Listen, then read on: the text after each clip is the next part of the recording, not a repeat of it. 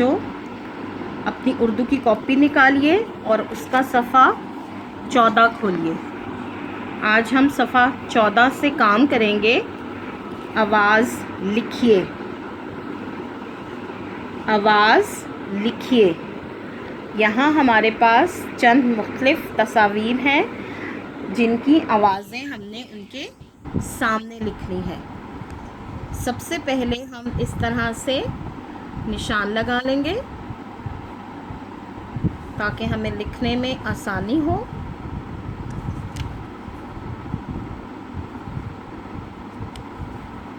ٹھیک ہے، تو ہماری جو سب سے پہلے تصویر ہے وہ ہے ٹیلی فون۔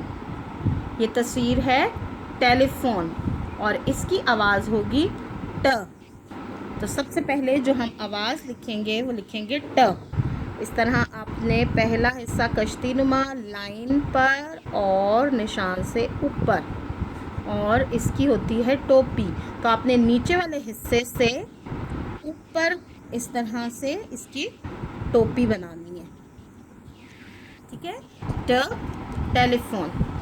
اب ہماری جو دوسری آواز ہے وہ ہے تالا۔ دوسری جو تصویر ہے وہ ہے تالا اور اس کی آواز ہوگی ت۔ اب ہم یہاں پہ لکھیں گے ت۔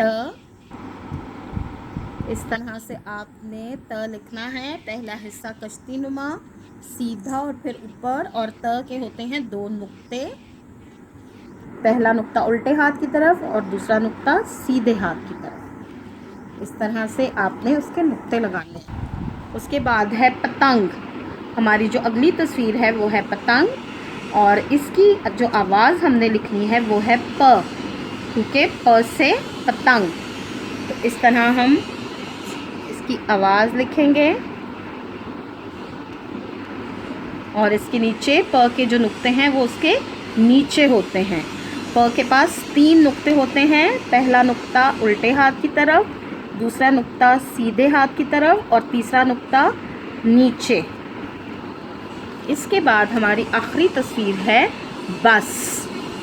یہ کس چیز کی تصویر ہے؟ بس کی، اور اس کی آواز ہوگی ب۔ اب ہم یہاں پہ آواز لکھیں گے ب، اور ب کا ایک نقطہ ہوتا ہے اس کے بالکل نیچے، اس طرح سے۔